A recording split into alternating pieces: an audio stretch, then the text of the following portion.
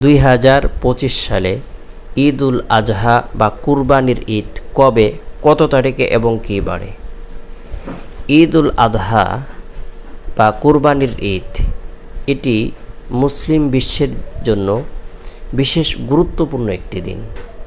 আল্লাহ তাআলার পক্ষ থেকে এই উম্মতের জন্য নিয়ামত স্বরূপ খুশির দিন হিসেবে, উৎসবের দিন হিসেবে, আনন্দের দিন হিসেবে দুটি দিন নির্ধারণ করে রাখা হয়েছে, দুটি দিন নির্ধারণ করে দেওয়া হয়েছে। ইন্না লিকুল্লি কওমিন ঈদান ওয়া হাযা ঈদুনা।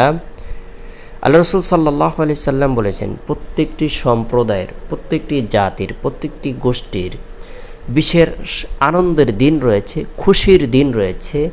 আমার উম্মতের আনন্দের দিন হলো, খুশির দিন হলো, উৎসবের দিন হলো দুটি, ঈদ উল ফিতর, ঈদ উল আদহা।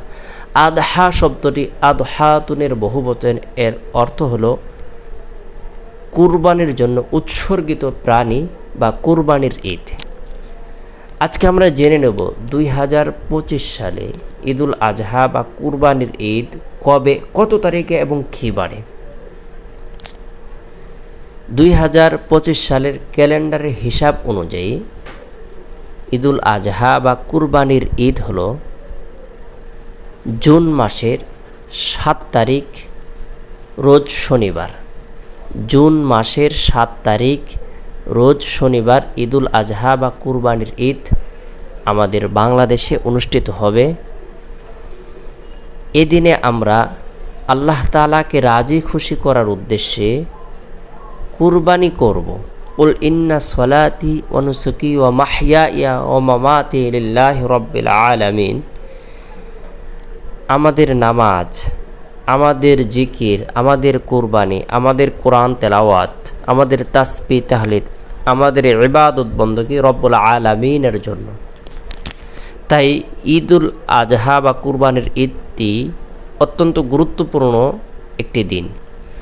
এই দিনে আমরা আমাদের সাধ্য অনুযায়ী প্রত্যেকেই বিশেষ করে আল্লাহর রাহে কুরবানি প্রদান করব, আল্লাহর উদ্দেশ্যে কুরবানি প্রদান করব।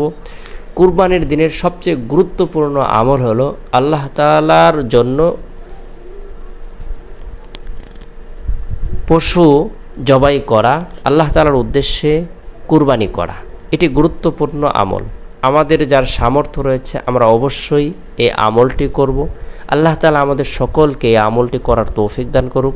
বিশেষ করে আমরা জিলহজ মাসের প্রথম দশকে প্রত্যেকেই অধিক পরিমাণে নফল নামাজ, কোরআন তেলাওয়াত, জিকির আজকার, দোয়া দুরুদ ইত্যাদি আমলগুলো করার জন্য চেষ্টা করব। কেননা জিলহজ্জের প্রথম 10 দিন এবং 10 রাত আল্লাহ তাআলার কাছে অনেক পছন্দনীয় দিন এবং পছন্দনীয় রাত। ওয়ালায়ালিল জিলহজ্জের প্রথম 10 দিন এবং প্রথম রাত আল্লাহ তাআলার কাছে অনেক পছন্দনীয় দিন এবং পছন্দনীয় রাত। ওয়াল ফাজর ওয়ালায়ালিন আশ, আল্লাহ তাআলা শপথ করেছেন ফজরের এবং 10 রাত বা 10 রজনীর শপথ করেছেন। সেই 10 রজনী দ্বারা জিলহজ্জের প্রথম দশককে বোঝানো হয়েছে। তাই আমরা কুরবানির ঈদের পূর্বে থেকেই প্রস্তুতি গ্রহণ করব। নিজেরাও আল্লাহ তাআলার ইবাদত বন্দেগীর মধ্যে সময়কে অতিবাহিত করব। পরিবার পরিজনদেরকেও আল্লাহ তাআলার ইবাদতের মধ্যে সময়কে অতিবাহিত করার ব্যাপারে করার জন্য উৎসাহ প্রদান করব। আল্লাহ তাআলা আমাদের সকলকে আল্লাহর উদ্দেশ্যে জীবনের সকলে ইবাদত বন্দেগী করার, নফল নামাজ পড়ার, জিকির করার এবং কি কুরবানি করার তৌফিক দান করুক। সকলে ভালো থাকুন, সুস্থ থাকুন। সকলে সুস্বাস্থ্য কামনা করে শেষ করছি। আসসালামু আলাইকুম ওয়া রাহমাতুল্লাহ।